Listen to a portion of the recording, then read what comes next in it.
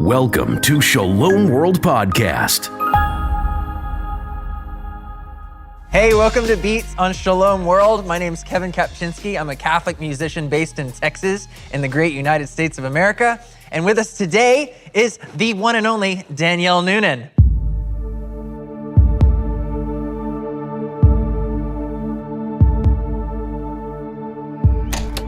There's only one way to go from here.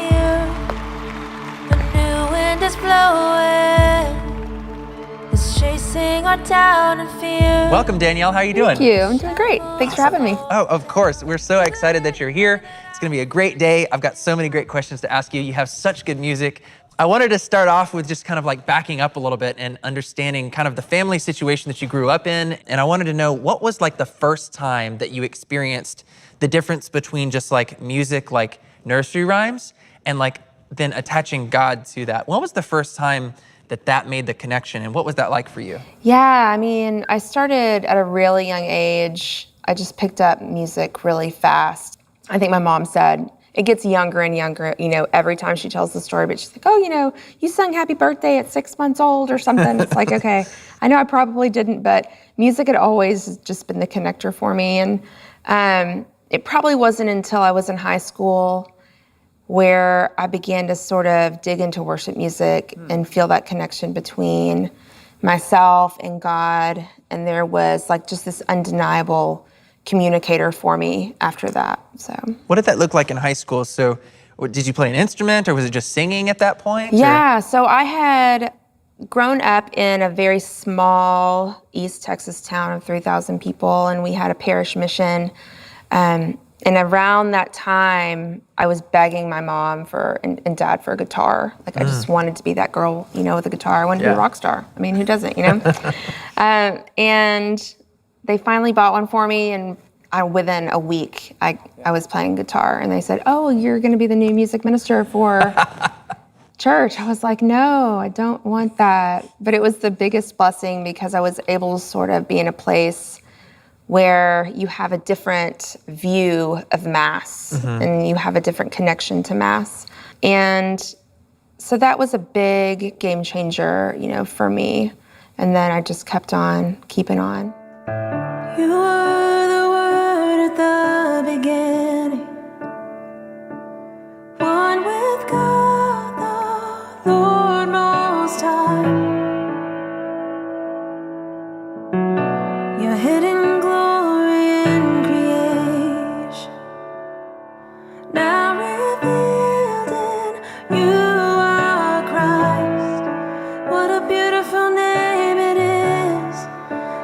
beautiful name it is, the name of Jesus Christ, my King. What a beautiful name it is, nothing compares to this. What a beautiful name it is, the name of Jesus. You mentioned something seeing the Mass a different way. I want to dig into that a little bit more and understand, was that like a moment or a series of moments, or did that happen over all of high school during this whole process? And what did you come to learn about Mass?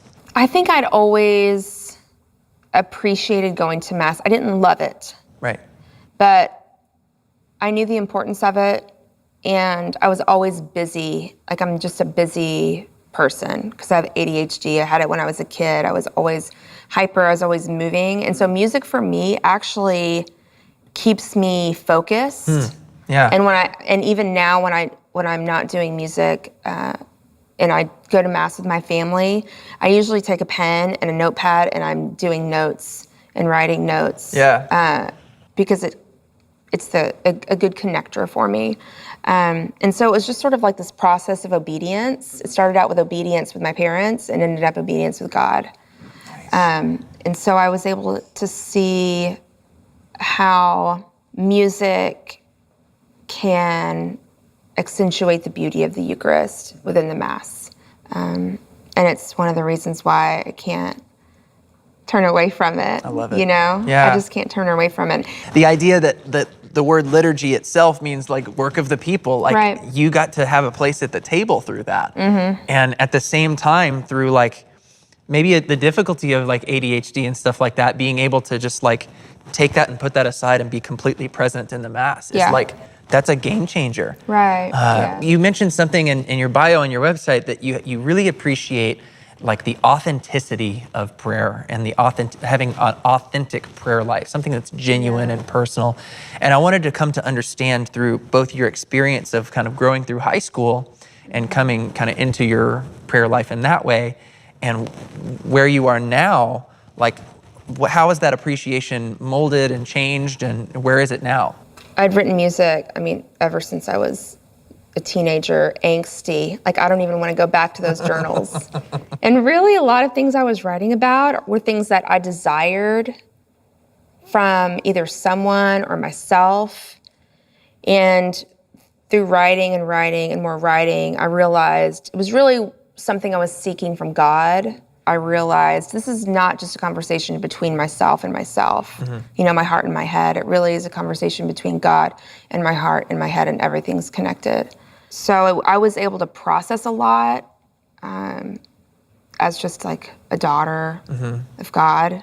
And it was a way that he was able to come into my conversation. It's like he invited himself into my conversation and he showed up. I was like, oh, you're here, It was something that I knew that I couldn't stop because I wanted to hear from him again. Yeah. It's like the ultimate pen pal. It's all the love letters. Is writing music to you, in essence, a little bit of a prayer journal? For sure. And I connect primarily through sitting at the keys and praying and worshiping. That's where I think my authenticity comes through, because I don't want to waste my breath on something else. Yeah. That's my biggest probably fear and biggest worry, is that it's going to be something that's going to be something of me and not of the Lord. Right. Like, I want it to all be him. There's the difference too, like between just writing lyrics and then there's, like you mentioned, sitting at the keys. Like, there's a difference between those two activities and those two exercises, where just sitting at the keys and just fumbling around, trying to make order out of the chaos, does that feed you as well, or do both at the same time, or are you just kind of one or the other? Like, where does that live for you? Well, I have a lot of music that is primarily based off of discussions that I've had with the Lord. And I used to be bothered by all of my internal conversations, but when you use those and invite God into them, it changes things. Yeah. So I primarily write stuff off of those conversations and off of my battle and pressure against his will. Right. A lot of it is, to be honest. And I think that's what I desire as a writer and a songwriter, particularly when we're not talking about like liturgical music or worship music. Like, I want the real story. I don't want to skip over the mess, because that's where God is. Yeah. But I find when we're writing worship music, the best worship music is written in community. It's where it all comes from. To be sure. It's become part of you, right? And it always has been to some degree, like based on how you grew up with it. But even more so, now you've kind of had this full realization of, this is a major piece of who I am as a person, as a daughter of God, right? Yeah, and I definitely want to point out, I didn't start doing full-time music and full-time ministry until I had 3 kids. Oh, yeah. So, and God was he impressed the significance on it after I had the kids. I was like, seriously? Like, why now? Now that I have 3 kids now, I'm supposed to travel. It doesn't make any sense to me whatsoever. And so it just goes to show, like, no matter what season you're in, whether you have kids, whether you don't have kids, or married or whatever, God's going to use you for what he wants to use you for, because he's already prepared a path for it. And so it's in stepping into obedience, where that's when the doors open and he says, okay, this is what you need to be doing. Oh, you never stop. Oh, you never stop. Oh, you never stop running after me. Oh, you never stop. Oh, you never stop. Oh, you never stop running after me. Oh, you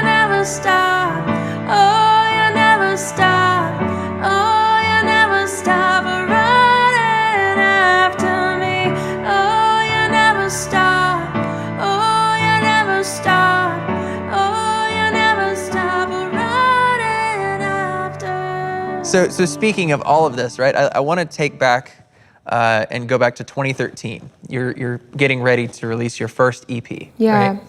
right? And certainly some of these songs you had written 5-6 years before, at least, I'm not sure. But talk to me about that process of recording your first EP. Where was your heart at, and what was your prayer life like leading up to that? And then what was it like in the coming months just directly after? It was a mess. It was a total mess. I mean, because you have an idea of, yes, I want to write music, or I'm writing music, and now I want to, put out an EP, or I want to put out music. And there's so many things behind the scenes when it comes to production and market, like all of the things that you're not necessarily thinking about. And I just wanted to get some good music out there. I wanted to write some music, And I think that process showed me that you can't take the country out of the girl. You know what I mean? Yeah, buddy. I'm still the girl with the guitar. I'm still the girl with the guitar. You just can't get it out of me.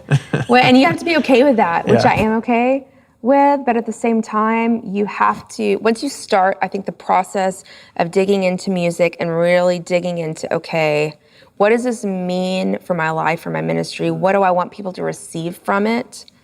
You have to really start working on yourself. And I realized that there's a lot of parts of my heart that need serious work. And if I don't work on it, there's gonna be no authenticity in my music. Yeah.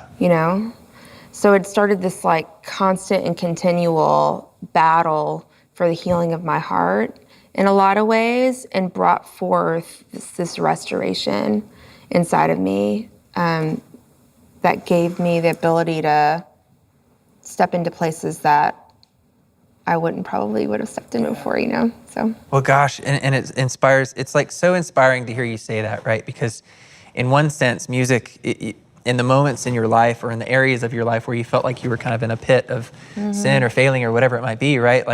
Music was this lifeline by which God was giving you to pull yourself out. Yeah. And the work from doing that creates this beauty that is changing people's lives across the country, across the world. Oh, Father, take my dreams and hold them in your hand. I was coming into a place where I needed to rest.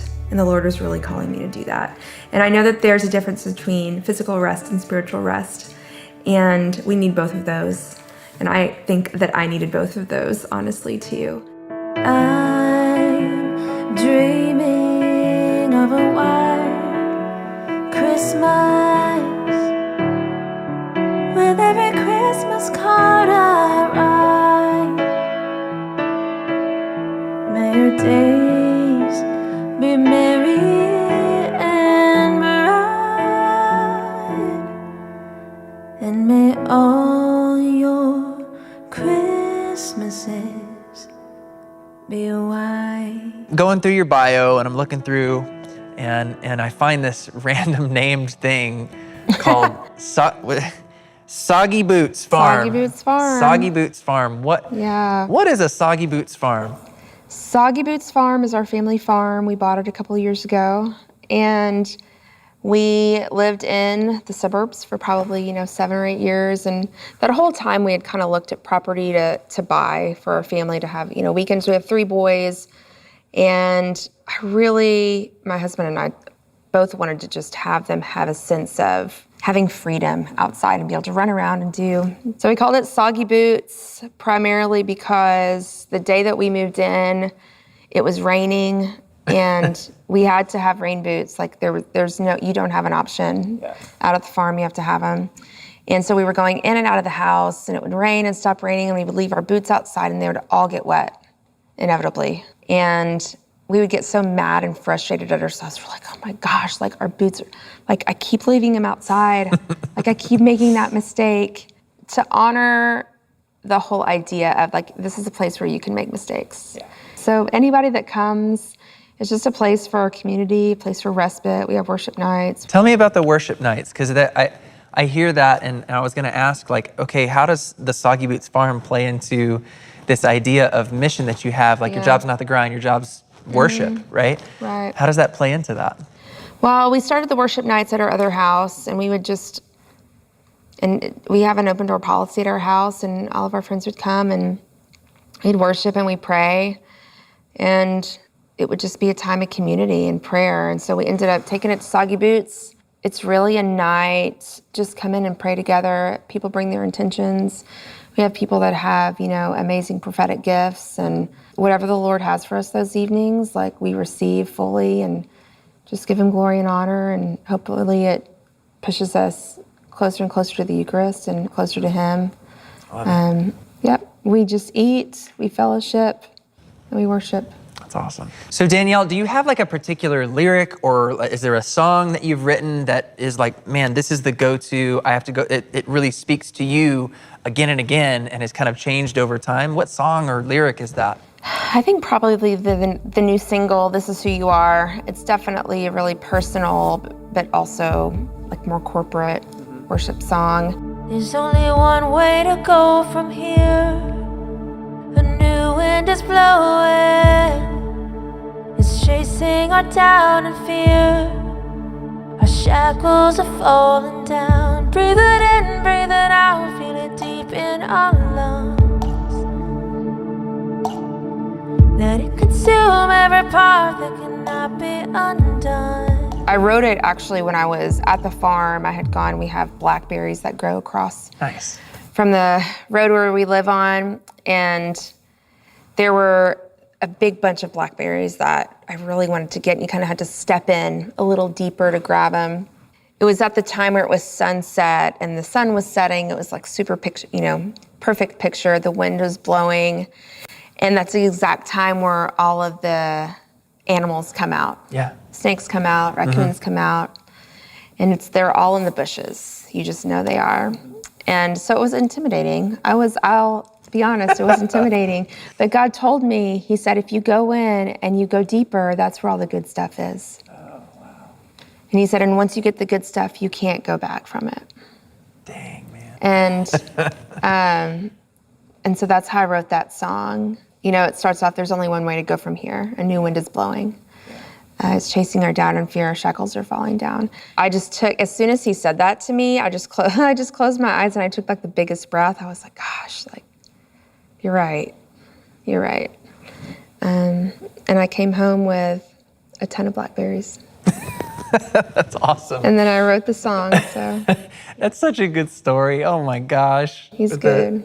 It's like the sweetness of the berries and the sweetness of the gifts from God. Right. They're just synonymous. That's so cool. Reviving every bone and calling us to you. There's only one way to go from here. We feel your arrival. Your spirit is drawing near. There's no stopping revival. Breathe it in, breathe it out. Feel it deep in our lungs. Let it consume every part that cannot be undone. This is who you are, and this is what you do. Maker of the stars and fortress of the truth. So, Danielle Noonan, what's next in your life? Oh my goodness. What is next? I've been asking the Lord that quite often. He's revealing a lot of opportunities, and they don't necessarily look like I would expect them to. It has a lot to do with community, has a lot to do with just an invitation for healing, encouragement for specifically women and youth, which is great. I have new music coming out probably the beginning of next year, which will be really, really fun and exciting and all of the things. But all in between that, he's just asking me to stay obedient and to listen to him. And he's given me lots of words, so. That's so cool. Well, good. It sounds like there's exciting stuff in the pipeline. Yeah. But how can people, if I was, wanting to bring you to our parish or something like that, how do we go about that? How do we find you? Sure. I have a website, DanielleNoonanMusic.com. You can also find me Facebook, Instagram, Danielle Noonan Music. And if you want to check out Soggy Boots, we have Instagram. Well, thank you so much, Danielle, for being here. This is such a joy to have you here and to get to know you. And thank you. Man, and it's in person. Wow. I know, Here we are. Here we are. From all of us here at Shalom World, we thank you so much for tuning into Beats. This has been so cool to have you guys here. Please know that we're praying for you. We love you. We'll see you next time. Maker of the stars and fortress of the truth. Hey, this is who you are and this is what you do. Reviving every bone and calling us to you.